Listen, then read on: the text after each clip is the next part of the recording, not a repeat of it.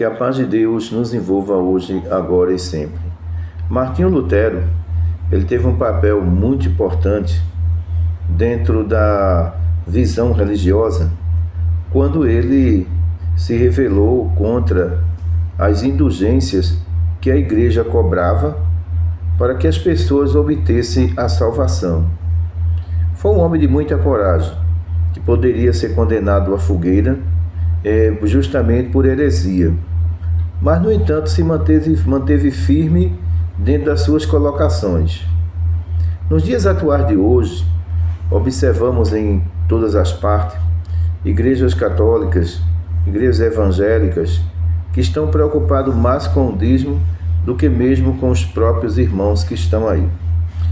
Eu já ouvi pastores aqui na internet declarando: se o irmão não pagar o dízimo, ele não entra na igreja.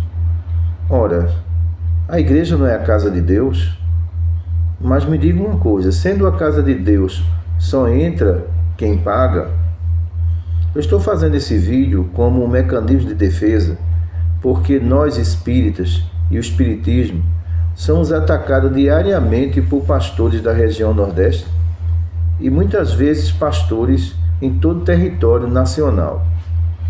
É interessante que uma paciente nossa, há 4 anos atrás, numa determinada cidade do interior, veio para os hospitais espirituais em condições precárias. Uma médium-vidente de 16 anos de idade, que estava vendo espíritos inferiores, e os pastores falaram que ela estava vendo o diabo na frente dela. Então, diante do tratamento, essa jovem foi melhorando e controlou a sua vidência. O pastor, sabendo disso, foi na casa da jovem, jogou a família contra a jovem, jogou a família contra o hospital espiritual e a jovem, que estava bem melhor, abandonou o tratamento por pressão psicológica. Ora, o que é que nós estamos fazendo de errado? Estamos fazendo o bem. Algumas bíblias que estão saindo agora com o nome Espiritismo, isso é um crime, isso é um ataque religioso, porque essa palavra Espiritismo, ela nunca existiu na época de Jesus, nunca existiu.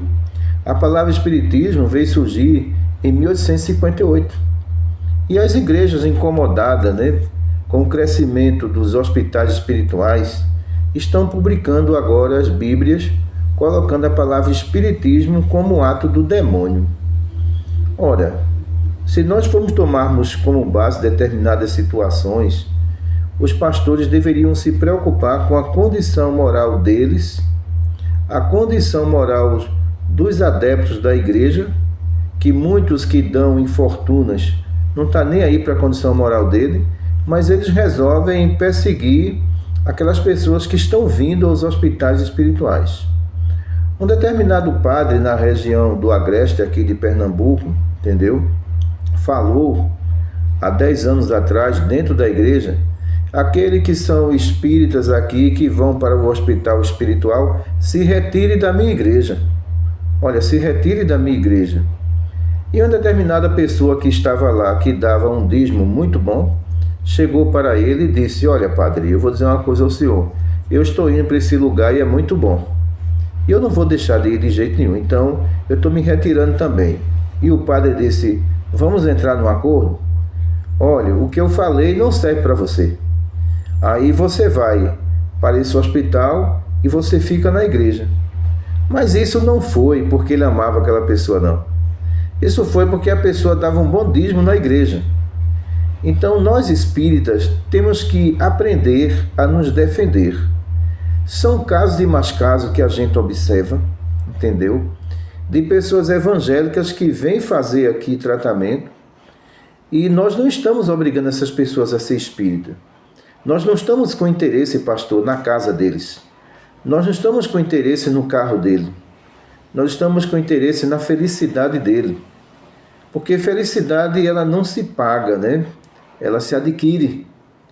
E vocês, tudo que vê é demônio ameaçando os irmãos, dizendo que esses irmãos que estão aí estão dominados pelo diabo.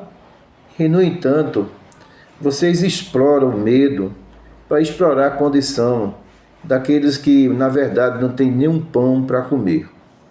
Na região Nordeste, nós temos que ter pessoas que estudem e que vá em busca da verdade.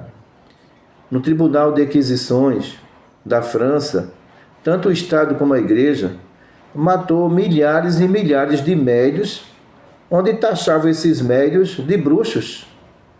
Mas padres e pastores, na história mundial, qual foi o espírita que levou o padre para uma praça pública para queimar? Nenhum. As obras espíritas foram queimadas pela Igreja Católica na época de Kardec, mas Kardec não queimou nenhum padre, nenhum bispo. Então, se vocês, porventura, atacarem os hospitais espirituais ou atacarem também o espiritismo no Brasil, nós vamos nos defender.